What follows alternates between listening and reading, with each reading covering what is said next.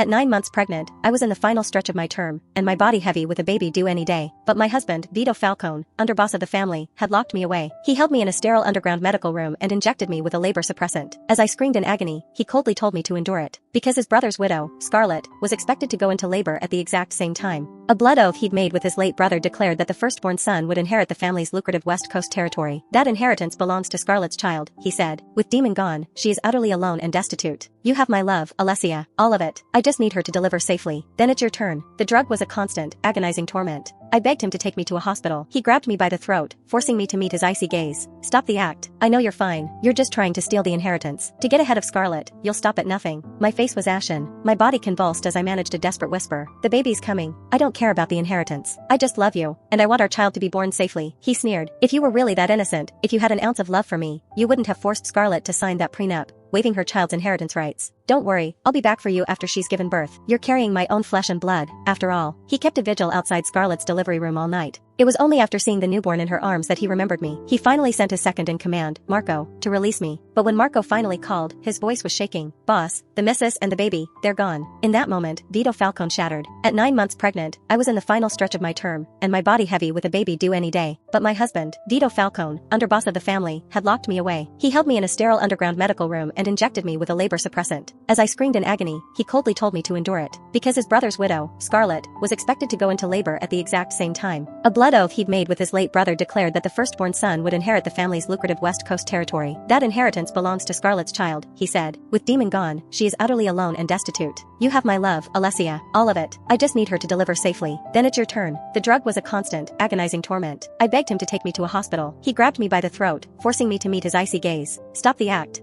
I know you're fine. You're just trying to steal the inheritance. To get ahead of Scarlett, you'll stop at nothing. My face was ashen. My body convulsed as I managed a desperate whisper. The buy's coming. I don't care about the inheritance. I just love you, and I want our child to be born safely. He sneered. If you were really that innocent, if you had an ounce of love for me, you wouldn't have forced Scarlett to sign that prenup, waiving her child's inheritance rights. Don't worry, I'll be back for you after she's given birth. You're carrying my own flesh and blood, after all. He kept a vigil outside Scarlett's delivery room all night. It was only after seeing the newborn in her arms that he remembered me. He finally sent his second in command, Marco, to release me. But when Marco finally called, his voice was shaking. Boss, the missus and the baby, they're gone. In that moment, Vito Falcone shattered. Heavily pregnant, I dragged myself across the floor, crawling toward the heavy steel door. Just as the heavy door slammed shut with a deafening bang, my fingers were caught in the jam. I heard the sickening crunch of bone. A fresh wave of agony ripped through me, overwhelming the torment of the drug. A piercing scream tore from my throat, but Vito's mind was entirely on Scarlett. He was deaf to my cries. Suddenly, warm fluid leaked down. I knew my water had broken. Fear, cold and absolute, consumed me. My only light was the faint, ghostly green glow of a single emergency exit sign above the door. I forced myself to stay calm, pounding on the door and screaming for help. But this was Vito's private surgical room, isolated and soundproof, where was plunged into near total darkness, with no windows to the outside world. No one could hear my weakening cries. The baby inside me kicked violently, as if trying to break free from this cold prison. I was soaked through, though I couldn't tell if it was with sweat or blood. The toxins in the labor suppressant were sapping my strength, draining the life from me with every passing second. I summoned my last ounce of energy for one final, desperate scream. Finally, I heard footsteps outside. Please, help me, I shrieked, my voice raw. I'm locked in the surgical room. I'm in labor. I repeated it over and over, thinking my salvation had come. But then a voice answered, dripping with sadistic glee. Well, Alessia, look at the pathetic state you're in. Vito should have taught you to obey a long time ago. It was Vito's sister, Gianna. I squeezed my eyes shut, fighting to keep my voice steady. Gianna, please, let me out. The baby's coming. I can't hold on. Gianna pushed open the door and stared down at me, her face a mask of pure contempt. For a fleeting moment, I thought she might help. The next, she slammed her foot into my ribs. The blow stole my breath, and black spots danced in my vision. Her voice was as sharp as a razor's edge. Let you out? So you can ruin Scarlett's delivery? Just stay put, Alessia. Vito sent me to watch you. You're not fit to be Vito's wife. He wanted me to make sure you stayed put and reflected on what you've done. Vito has enough on his plate.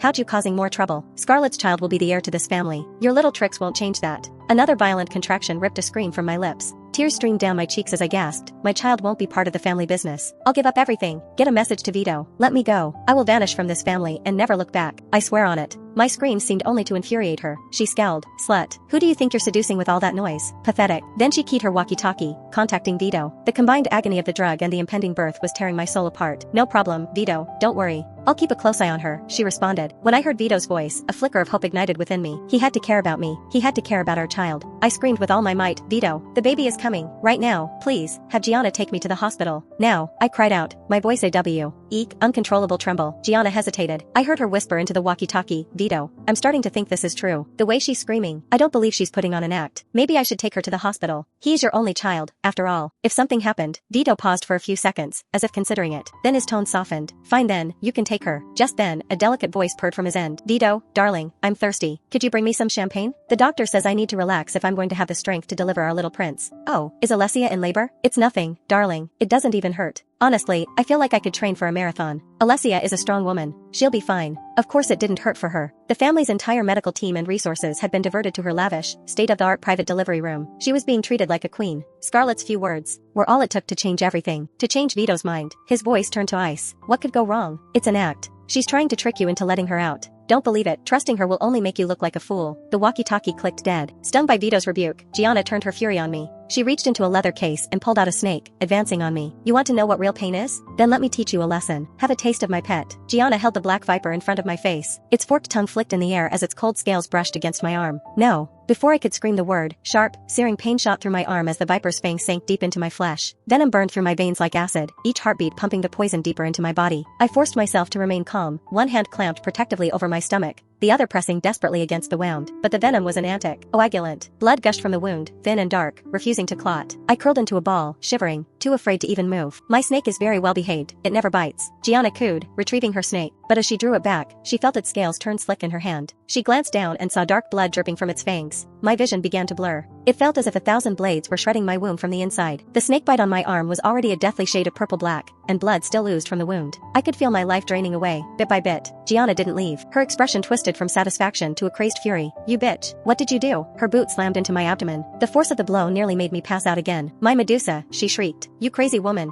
You made her bleed. She's worth more than you and that bastard child combined. The room was dim. She grabbed a handful of my hair, yanking my head up to insp. ECT me. You hurt her. You disgusting slut. She cooed at the snake. My baby must have been terrified of you. Another kick. Each movement was a hammer blow against me and my unborn child. All I could do was curl my body around my stomach, too weak to fight back. Why aren't you screaming now? Keep up the act. Please, don't kick the baby. The baby? Gianna sneered. Stop using the child as a shield. It doesn't make you worthy of the Falcone name. She stroked the viper with one hand while pulling a small spray bottle from her bag with the other. A white mist filled the room. My consciousness began to fade. Now you can lie there quietly and reflect on your place, she hissed. And don't get your hopes up. Only Scarlett's bloodline is worthy of inheriting the family's throne, destined to rule our empire. Perhaps this will help you reflect on your place in this family, Alessia, she said, her voice dripping with contempt. A little something to quiet your nerves. She left in a rage, but not before spraying more of the hallucinogenic gas around the room. The heavy mist sent my body into violent spasms, layering a new kind of agony on top of the snake venom that was already coursing through my veins. Adrift in a haze of pain, I heard it, the faint sobs of my unborn child. A tiny voice echoed in my mind. Mommy, mommy, help me.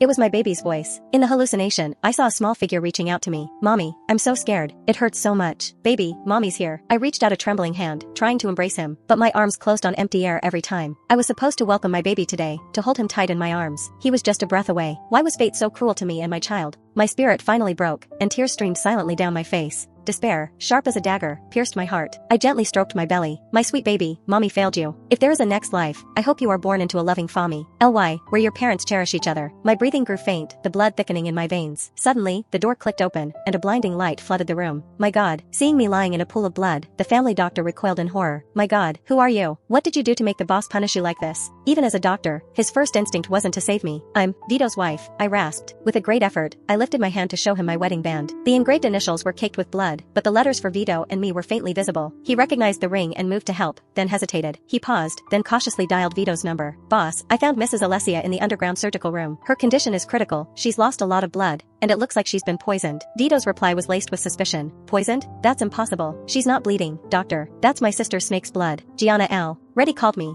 furious that Alessia somehow hurt her precious pet. His tone turned cold and dismissive. She's perfectly healthy. Just another desperate ploy to deliver first. Don't mind her. I'll deal with this mess myself. The doctor tried to explain further, but Vito had already hung up. He glanced at me with a look of pity, then walked past me to move some equipment. Just as I thought he was going to abandon me, he turned back. It seemed a sliver of his conscience had survived. There are 2 lives here. I'm a doctor. I can't just watch you die, he said, his voice firming with resolve. My own wife is pregnant too. I wouldn't want her to face trouble alone with no one to help. That's why I'm helping you. Finally, he lifted me from the pool of blood and carried me toward the family's medical center. I breathed a deep sigh of relief. My baby was saved, but when we reached the medical center, we both froze. The room was empty. All the medical equipment, the medicine, even the surgical tables, were gone. The equipment, the doctor murmured, Where did it all go? The answer was painfully obvious. Vito had moved every last piece of medical equipment to Scarlett's private luxury clinic, everything that could have saved me and my child.